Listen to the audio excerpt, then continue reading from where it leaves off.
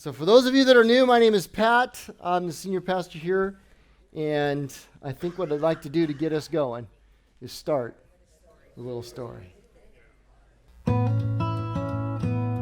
We hear all the time that things are better caught than taught. But there are certain things in a father's life that you just have to teach.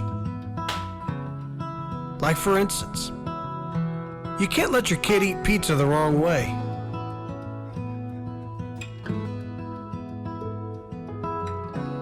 They need to understand that spitting is all about control and distance, and that they should never be ashamed of their bodily functions. So anywhere in this general vicinity. That sometimes going formal can mean different things to different people. But the really important things in life truly are caught rather than taught.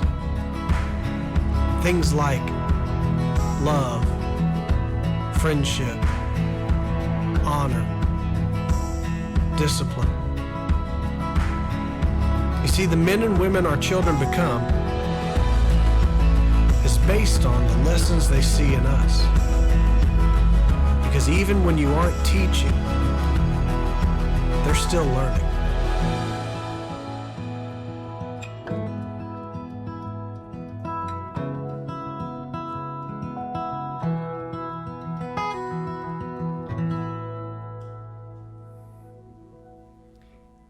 You know, I have news for you that men can do more than teach their kids, come over here and pull my finger. Now, this is an important skill, don't get me wrong. It's just, we can do more. We have a little bit deeper role in the family. And it's a role I think we need to understand, and it's a role that I think men need to take up. Particularly when you look at a country that's literally falling apart, and one of the key reasons is a lack of fathers. One of the key reasons. And some of you are looking at me and going, well, you know, that day is past. I'm in the grandfatherhood, but the key word there is father. Grand means really cool father. And when you get to man, you are great and awesome father. It doesn't matter where you're at. And some of you are looking at me and go, well, I'm not a father yet. Well, pay attention.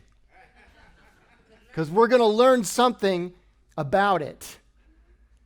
Unexpected it is, because, you know, we've been going through Exodus, learning chapter and verse, because that's what we do around here. We've learned a lot of stuff, and one of the key things that we've learned is that the tabernacle that we're looking at, I mean, everything down to the tent pegs, we have found out symbolically represents, it means something. It's a picture, it's an illustration, and it's primarily about human relationship with God. It's a picture of Jesus who restores that relationship between humans and God. And it's a picture of what we as believers should look like. I mean, it's just amazing. How many of you have gotten so much out of it you didn't expect to be there when you're studying colors and tent pegs and things like this? And just like everything else, we're about to start talking about the priests. And the priests in that tabernacle, later in the temple, what they wear, what they do, how they were consecrated, everything is no exception. These are pictures. They're illustrations. Very, very, very important. Go with me, if you would, to Exodus chapter 28 and verse 1. Last week we did an entire chapter. Don't get your hopes up. There's just too much in this chapter to do it in one shot. Here we go, verse 1.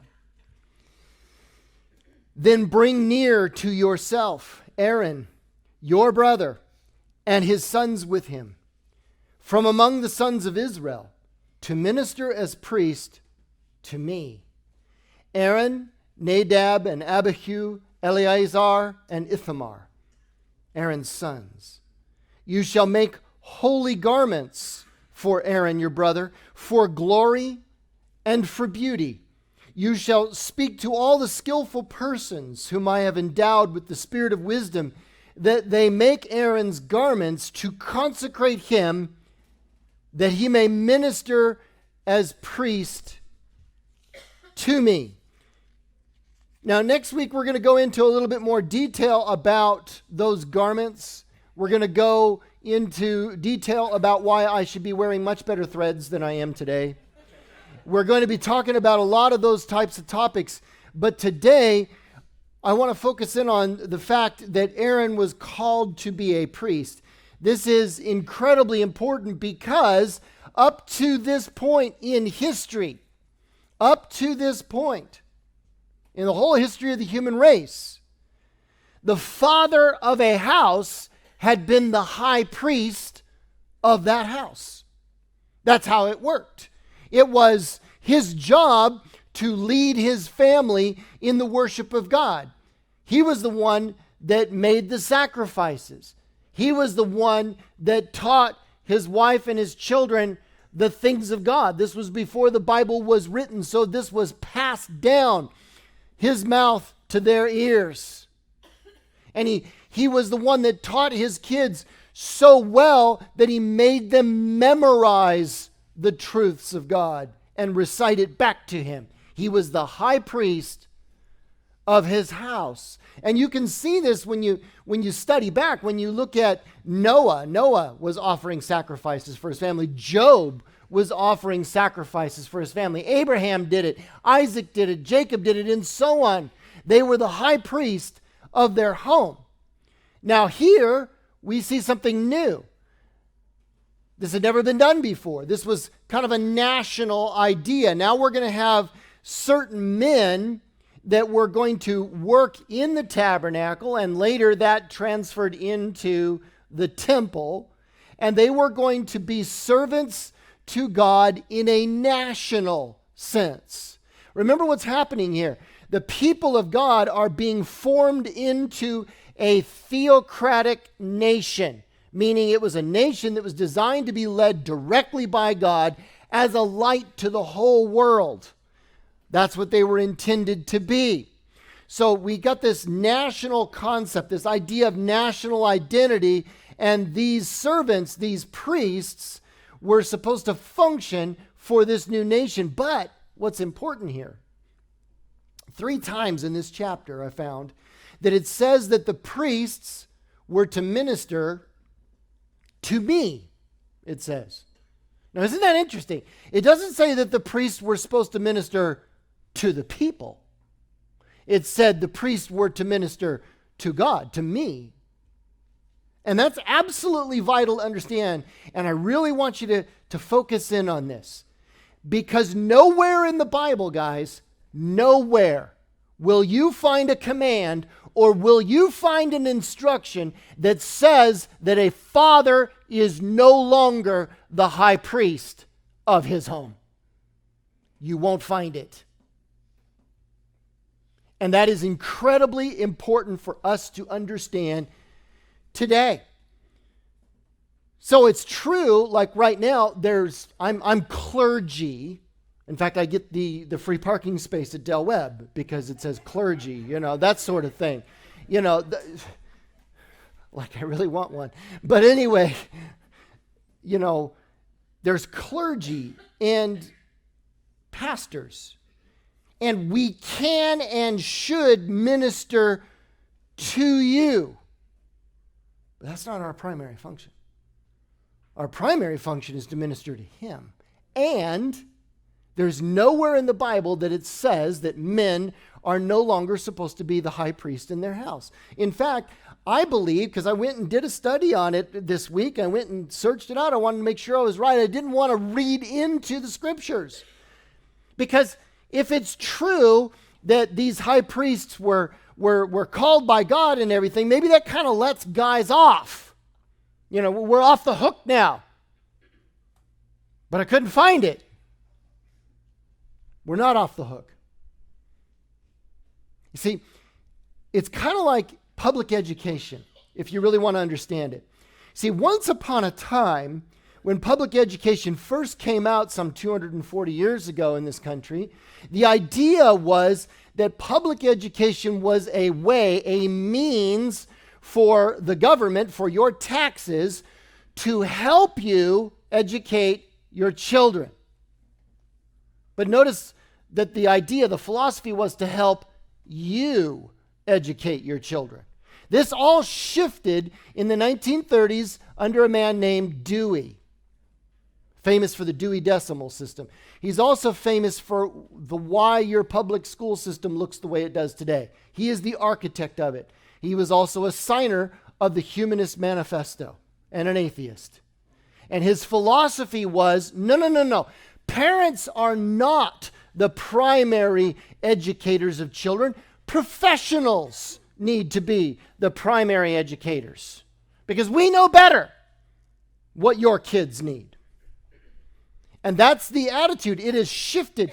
Everything has completely shifted. And parents have become increasingly, over the last 80 years, detached from teaching their children. It's become the teacher's job. And I remember when I was a public educator, and I did that for a number of years, I've seen the damage firsthand to this change in philosophy. Because now, when the child has an academic problem, when the child has a discipline problem, it was always our fault as teachers. And the parents would let us know that in very loud, shrill voices most of the time.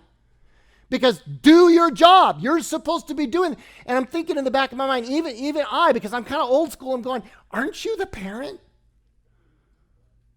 I should be able to depend on you to help me teach your kid. But it didn't work that way. No, I'm the professional. Therefore, if the kid is messing up, it's my fault. Hence the reason that our education system is pretty much at the bottom of industrial nations today. Because parents no longer see themselves as the primary educators of their children. That has become the teacher's job. It's a shift in thinking.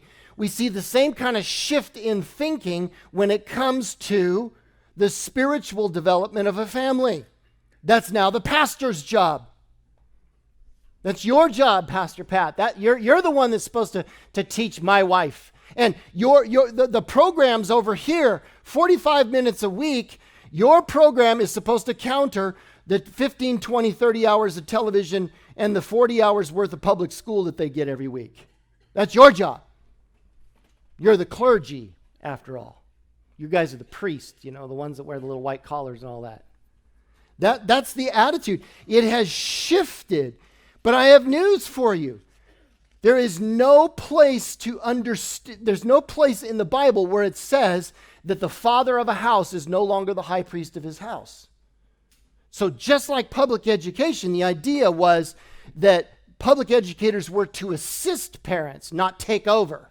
In the same way, the idea here is these priests are to minister to God. So who's ministering to your family? You are, Dad. You are, Dad. I am. It's our job. It's absolutely crucial to understand that in God's framework for human life, what I'm about to say is so politically incorrect, I can already read the emails. It is so crucial to understand that the father is still responsible to lead his house. He is responsible to lead his house. He is the high priest of his house. He is responsible for the spiritual development of his wife and his children. Now, I realize how not politically correct that is. And I've preached something similar. There was this lady not terribly long ago that took great offense when I said something to this effect, and basically got up in my face, not nicely, to say, and I quote, "How dare you suggest that a woman needs a man for leadership?" How dare you suggest that a woman cannot develop spiritually without a man? And I said, well, that's not what I'm saying. It's not what I'm saying at all. A woman can survive without a male leadership in her life. They're doing it all the time. Because there's plenty of men that ain't leading. And they're still alive. So that's not what I'm saying. A woman can survive without male leadership in her life. It's true. And a woman can grow spiritually, because women grow spiritually all the time because their husbands are too busy watching football anyway. So I'm not saying that either. The evidence doesn't support that. Here's what I am saying. That growth will not be as efficient. It will not be as ideal, and it certainly will not be as smooth or as deep as it would be if a woman was working with a spiritually strong man who is leading. That's how God designed it. Now, here, I'm about to prove my point, because I know this is politically incorrect, but I have the advantage and the disadvantage of having been a single parent. Now, I say advantage because I'm not speaking theoretically here. I lived it. Disadvantage because it was the single most painful thing I've ever experienced in my life. And I spent 4 years as a single parent, and none of my children died. We all survived. I was able to do it without a wife. In fact, I was able to do what are quote unquote woman's jobs traditionally. Yes, I learned to change diapers quite well, and nobody got a rash. Okay, I figured that one out. I learned how to dress people in such a way that I did not look like a troop of homeless people. I learned how to cook, and I'm good at it. I am. I even learned how to enjoy that. I learned how to make them brush their teeth. Nobody lost any. Okay, and I learned even how to braid my daughter's hair. And I did it so well, except for the ends. I could never quite get the end. I don't know why, and it always ended up because anyway. I learned how to braid hair. I took them to school. I worked with their teachers. I did it all. Nobody died. And I loved my kids as a single parent. But I discovered something in that 4-year time period. I discovered that no matter how many tasks I did, no matter how many quote-unquote traditional female tasks I learned to do, right down to braiding my daughter's hair and brushing it every night, I learned those things. But I could never connect with them the same way I see Melissa connect. I don't understand it. I'm smart. I can talk. I can do everything that she does. But since I got married to Melissa, she has a connection with my kids, a way of an insight into them, an input that I just can't do. And it was missing. It was missing for 4 years out of my poor kids' lives. It was missing. It was something only a woman could do. It was beautiful, it was precious, and it was missing. And this is the reason, guys, listen, God designed parenting to be mom and dad.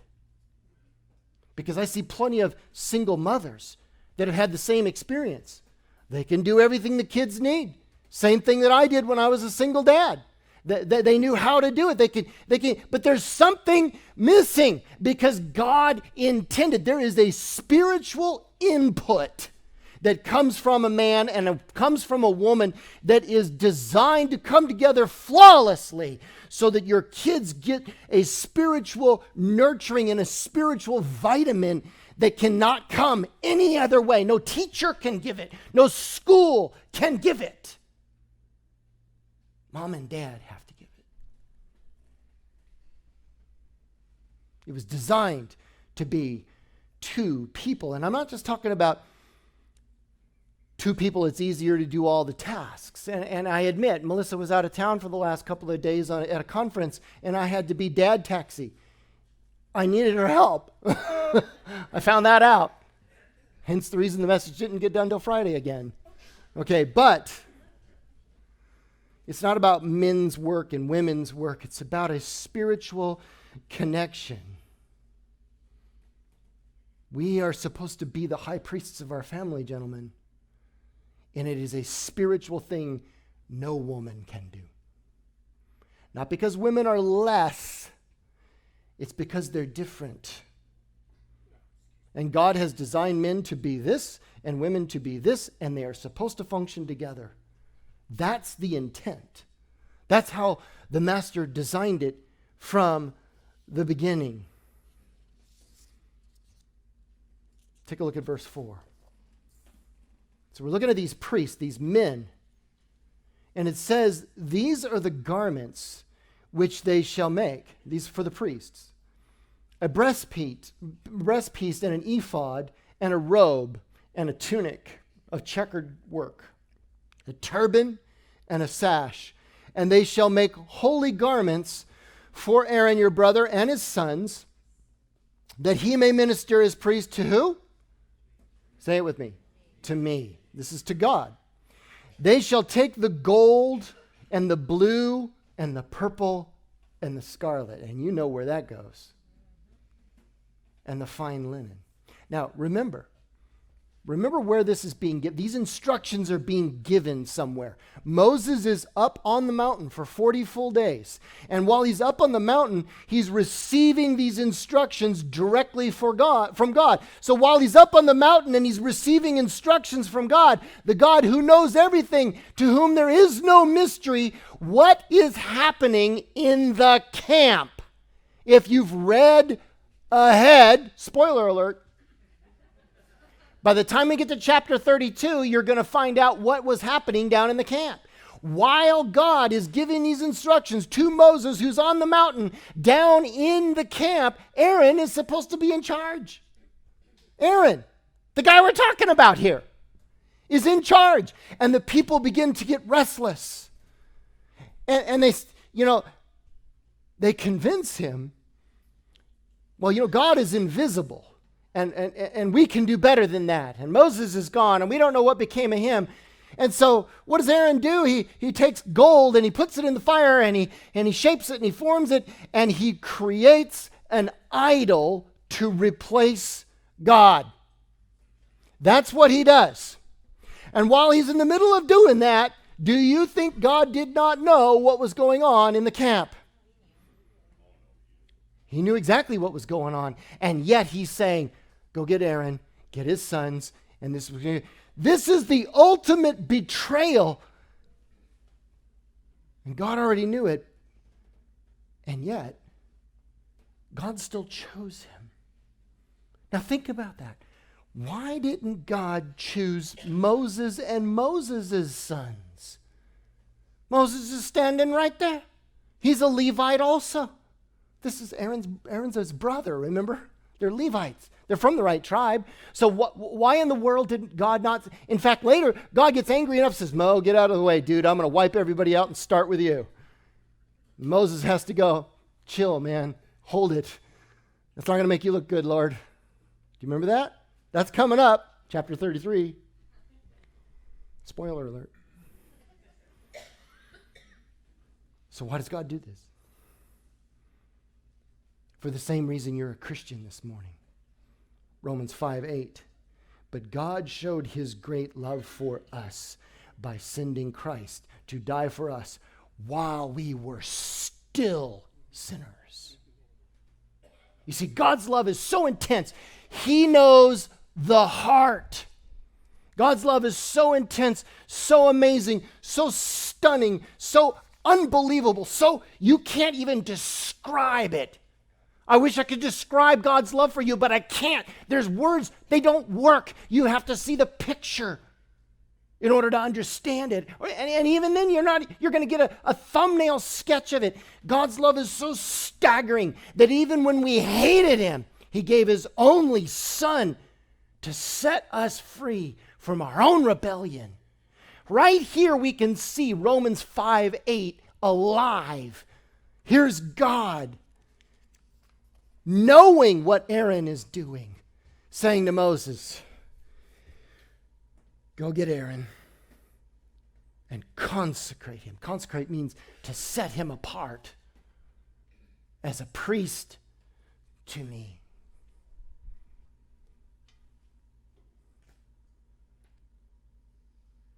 And while that sinks in, I want you to go back in your mind.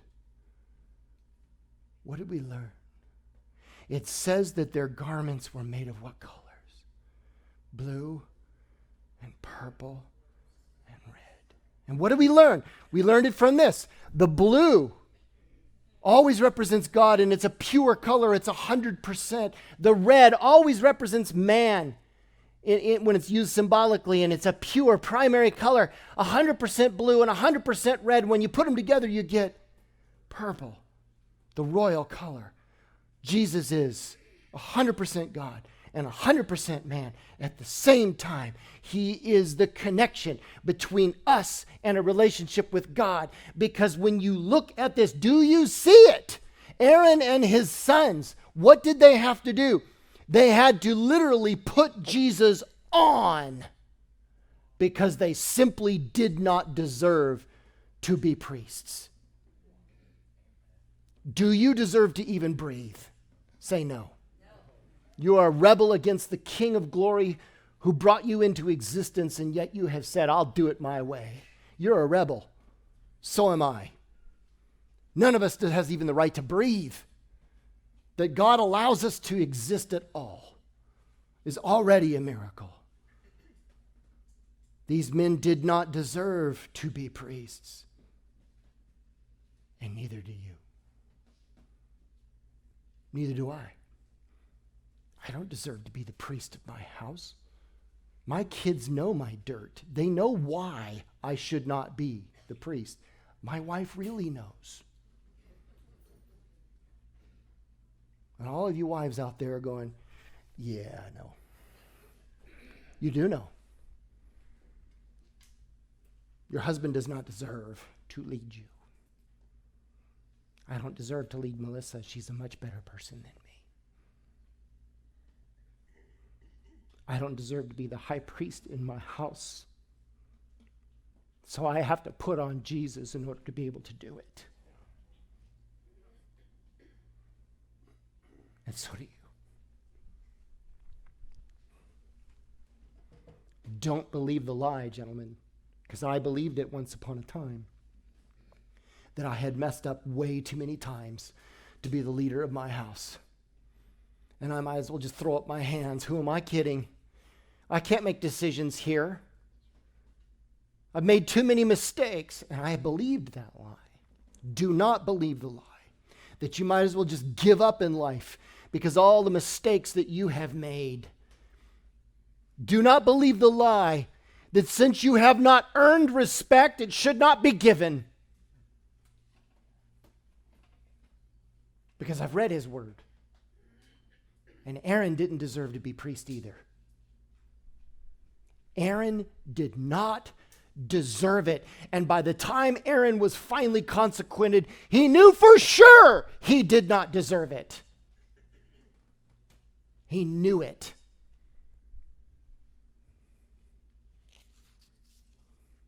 But if you, my friend, are born again, you don't deserve it either. But it is a role that he has called you to. Notice the priest did not deserve it. They didn't go to school for it. They didn't earn it. They were born to it. And who gave them that right? God himself. So it is written in Ephesians chapter 5. Men, love your wives. How much? As much as Jesus loved the church and gave himself for her. Ephesians 5. Husbands, love your wives. You see, it's your calling You know, in Ephesians chapter 5, we don't have time to go through the whole book. But it says in Ephesians 5, I think it's verse 31, it says, husbands, love your wives, but wives, see to it that you respect your husbands. It does not say, see to it that you respect your husbands because they earned it or deserved it, because both things are not true. God himself said, I'm going to put robes on this man, and he will be the high priest of your home. I decided that. So, gentlemen, it's your responsibility to take up the role that God has called you to.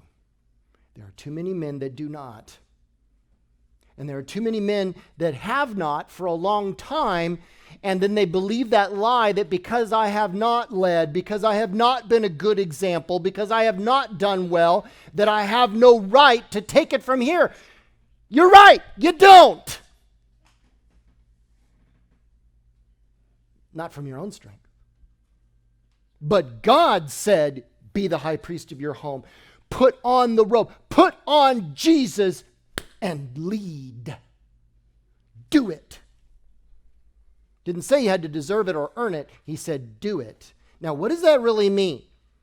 Because I think some people misunderstand what leading really means. They think that it means that I'm the dictator and everybody does it my way. I assure you that is not what it means.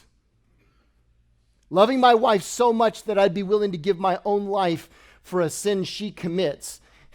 That's not me being a dictator. That's me being a servant. That's leadership. And you want to see where it goes? Look at verse 6. Let's find leadership. Let's see the symbol here. Verse 6. They shall also make the ephod of gold. And here it is again, of blue and purple and scarlet material and fine twisted linen, the work of the skillful workman. It shall have 2 shoulder pieces joined to its 2 ends, that it may be joined. And the skillfully woven band which is on it shall be like its workmanship of the same material, of gold, of blue and purple and scarlet material and fine twisted linen. You shall take 2 onyx stones and engrave on them the names of the sons of Israel. 6 of their names on one stone, of the names of the remaining 6 on the other stone, according to their birth. As a jeweler engraves a signet, you shall engrave the 2 stones according to the names of the sons of Israel.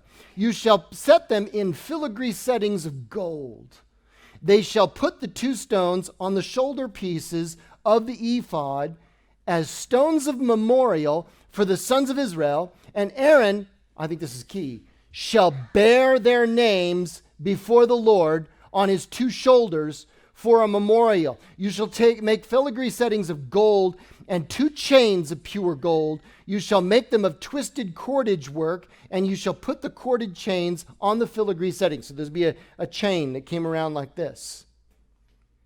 So what is this showing us when you look at a picture of this priest? Best picture we could come up with. The names of Israel. The names of his family. The names of his family. On his shoulders. And verse 30 tells us on the breastplate, you can see it there. The same thing. His people. Literally carved into precious stones. Put on his shoulders and on his heart. What does that symbolize? It says it right here in the scriptures. It says that Aaron shall bear their names before the Lord. Gentlemen, your primary job as the high priest of your family is to bear the burden of life for your family. Your family, your shoulders hold them up. You hold them up. You take the burden and stress of life off your wife and off your kids. You are the one that if you have to shovel crud a mile deep in order to feed your family, you get shoveling. There are no excuses. You give your life for your wife and your kids, just as Jesus gave his life for me, for you. That's bearing up your family on your shoulders, and on your heart. The most precious thing in your life. Your wife, your babies, right here on your heart, carved in precious stones, mounted in gold. More precious to you than anything or anyone. That's the picture. That's the picture. Your house, your children, your grandchildren, your great-grandchildren, your wife, and if your sisters are unmarried, your sisters. If your mother is alone, your mom. You bear the burden because you are the high priest of your home. You are. I am. You plead their cause before the Lord in your prayers. You plead their needs. You bear their names before your king as their high priest. You cover them with your prayer, with your heart, with your strength every single day. And you know, I found it interesting that the priests put on these robes. Listen, but it wasn't the robes that made them special or holy. Listen to me. It wasn't the robes. It was what the robes were used for that made them holy.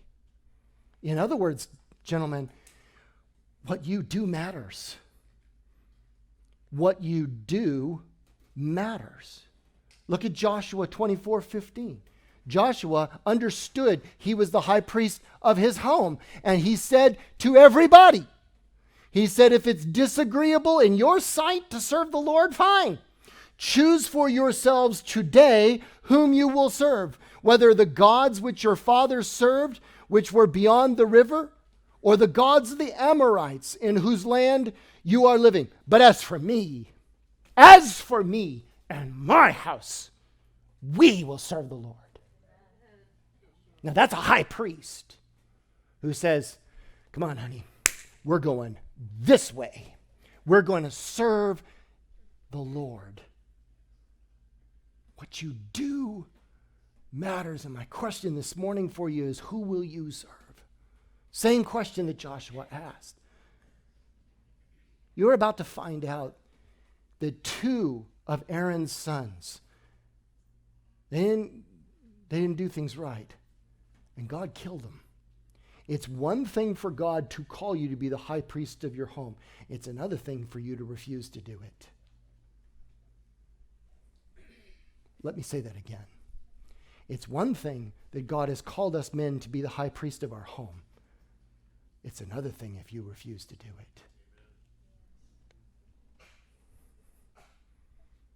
it. Aaron's sons learned that the hard way. Who will you serve? You see, the gods of this culture right now say, gentlemen, serve yourself. The gods of this culture say, boys, your own interests and your own comfort comes first. Did you know that the vast majority of evangelical churches are filled with women? 60% or more of evangelical church attendance is women.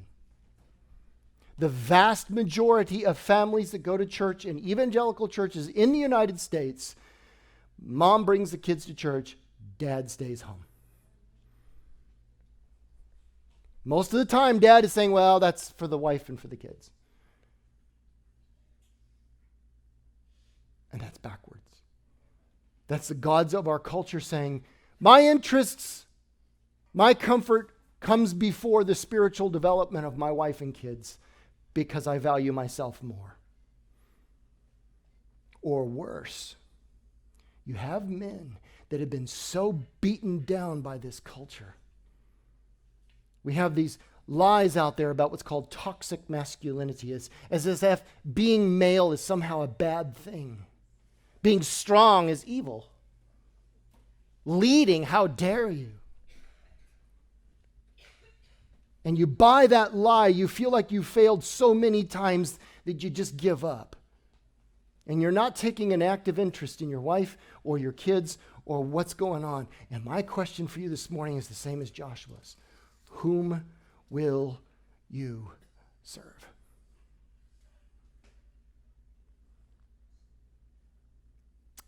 Not in my notes, but we're going to do it anyway. Yep. Always dangerous when I go off the notes. But I wonder how many of you men will stand right now.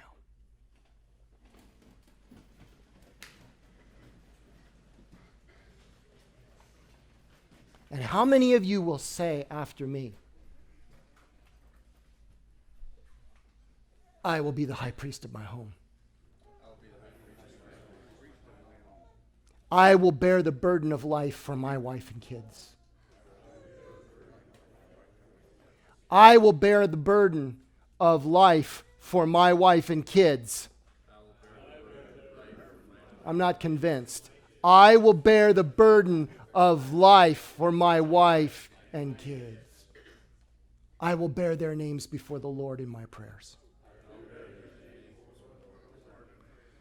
Your kids, your grandkids, your great-grandkids, bear up their names before the Lord in prayer. Lead them by example. Let them look at you and go, that's what a godly man does. That's how a godly man loves his wife. That's how a godly man walks. That's what a godly man does. Watch your wife flower before your eyes if you lead. Let's pray. Holy Father, I see all these men standing here. Men who have stood publicly to pledge themselves to be the high priest of their homes. And I pray you pour out your blessing on these men. Fathers, grandfathers, great-grandfathers. Help them to put you on, meaning that you become the center of their lives. They can put the past behind them. Aaron had to put his past behind him, standing up in a public place where everybody darn well knew he'd made that idol. And here's God consecrating him as a priest in front of everybody. He knew he didn't deserve it. These men know they don't deserve it either. I don't. And I pray that these men walk out with the strength that you have given them to bear up their wives and their kids before you in prayer. Help us, Lord, to be men of God who walk in integrity and strength. This is what we pray in Jesus' name. Amen. You know, the key here, before you guys leave, if you're willing, gentlemen, if you're willing, you can put that past behind you. You can put the Lord at the center of your life. That's putting him on. You can take up the role of leadership God has called you to, and you can be the high priest of your house. Ladies, take this to heart. Take it to heart. Your husband doesn't deserve to lead you. You know it. He knows it. But Jesus said he's supposed to, so back him up.